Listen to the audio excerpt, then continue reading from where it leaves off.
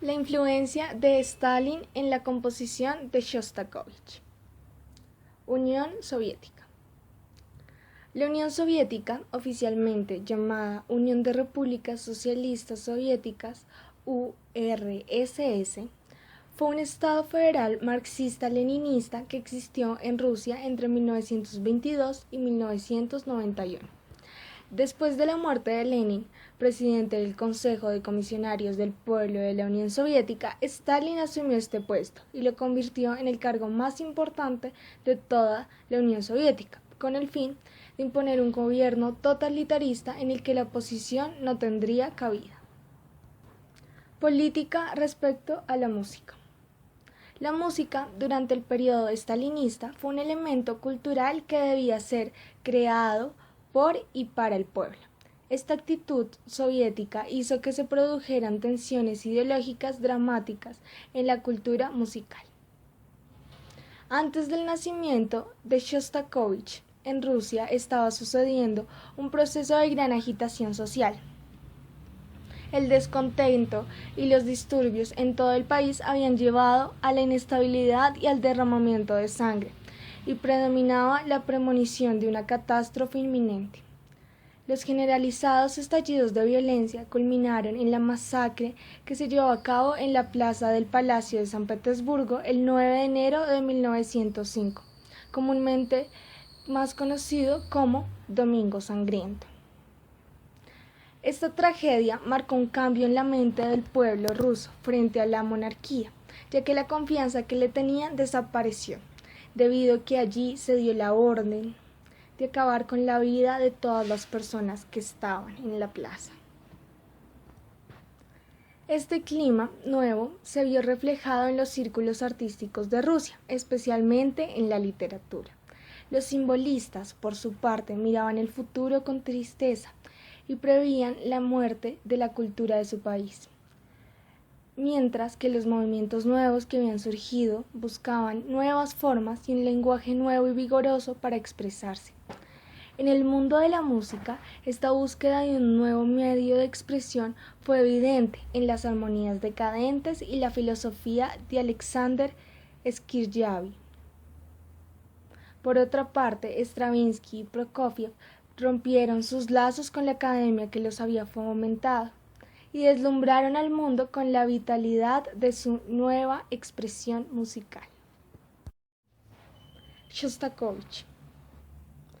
Dmitri Shostakovich nació a las 5 de la tarde el 12 de septiembre de 1906 en San Petersburgo, fecha en calendario juliano, 25 de septiembre en el romano calendario actual. Su padre fue Dmitri Boleslavovich Shostakovich y su madre Sofía Vasilevna Kokoulina. Empezó a tocar el piano con su madre y en 1919, cuando tenía 13 años, se le permitió ingresar en el Conservatorio de Petrogrado.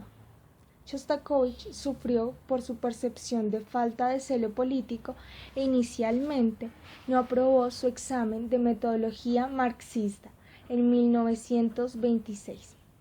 Su primer gran logro musical fue la Primera Sinfonía, estrenada en 1926, escrita como su pieza de graduación cuando tenía 19 años. Para esta época, el poder exigía, en nombre del denominado realismo socialista, que los compositores hicieran música para el pueblo, conforme a unos cánones oficiales, en los que no se escatimaba la afectación pseudo-romántica ni el uso de temas folclóricos más o menos pegadizos.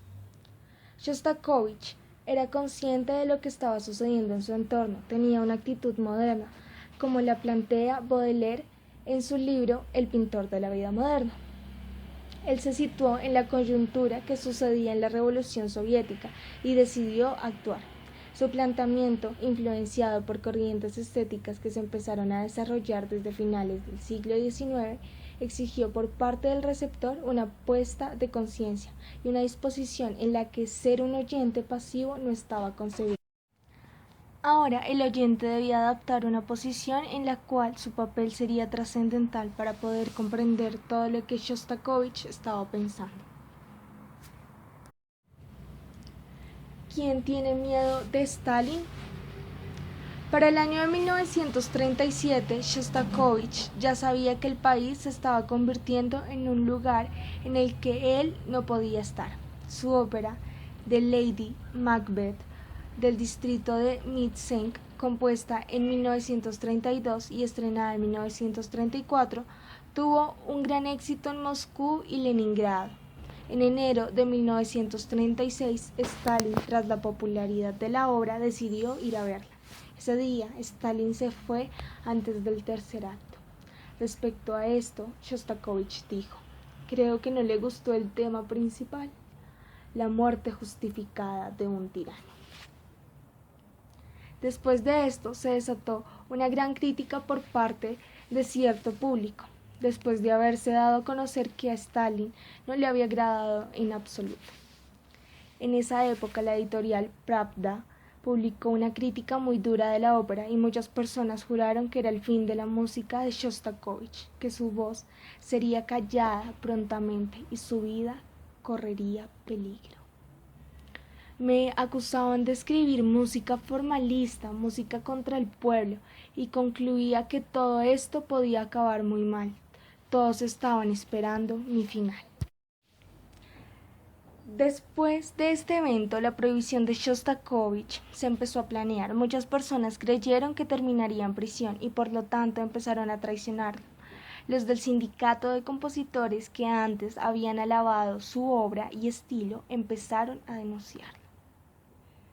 Durante esta misma época, Shostakovich canceló el estreno de la Sinfonía número 4 opus 43 porque sabía que se estaba enfrentando a algo muy grande y también sabía, a la vez, hasta dónde podría llegar su composición. Fue una visión profética de todo lo que habría de pasar, una premonición de un futuro cercano e inminente. Era una composición en la que las marchas podrían traer más de un castigo.